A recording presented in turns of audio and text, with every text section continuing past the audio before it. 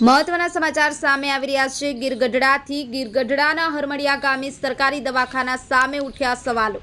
પીએચસીમાં ફરજ બજાવતા આશા વર્કરને 2 વર્ષ સુધી હાજરી વિના જ પગાર ચૂકવાતો રહ્યો હોવાની ચર્ચા।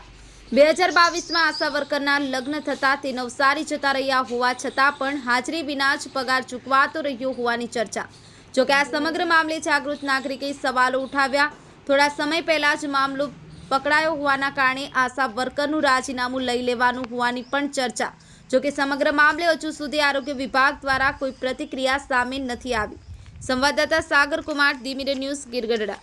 પરમાર જગજીત પરમાર, મેડિકલ ઓફિસર, પ્રાથમિક આરોગ્ય કેન્દ્ર હરમડિયા। હવે આ જે હરમડિયામાં આશા વર્ક માટે તે 2 વર્ષથી ગેરહાજર છે છતાં પણ એનો પગાર જમા થાય છે, તો હકીકત શું, સાચું શું છે અને હકીકત શું છે જણાવશો? મારા અહીંયા જોઈનિંગનો હજુ 1 થી 1.5 મહિનો થયો છે, એટલે આજે મારે જ્યારે ન્યૂઝ મીડિયામાં જોયું ત્યારે મને ખબર બાબતની કોઈ જાતની ઇન્ફોર્મેશન નથી। મારે હજી અહીંયા ડ્યુટી જોઈન કર્યાના 1 થી 1.5 મહિનો થયો છે। મેં સ્ટાફ પાસેથી માહિતી મેળવતા તે બેનનું નામ મુંજાણી હિરલબેન દિનેશભાઈ છે।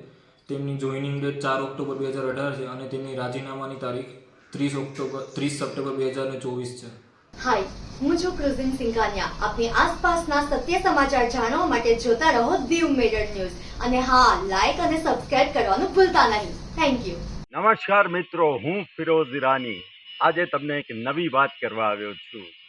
દીવ મિરર ન્યૂઝ જોતા રહો, સબસ્ક્રાઇબ કરવાનું ભૂલતા નહીં અને શેર કરવાનું પણ ભૂલતા નહીં। સત્યની સાથે જોડાતા રહો। નમસ્તે મિત્રો, હું છું ચાંદની પરમાર।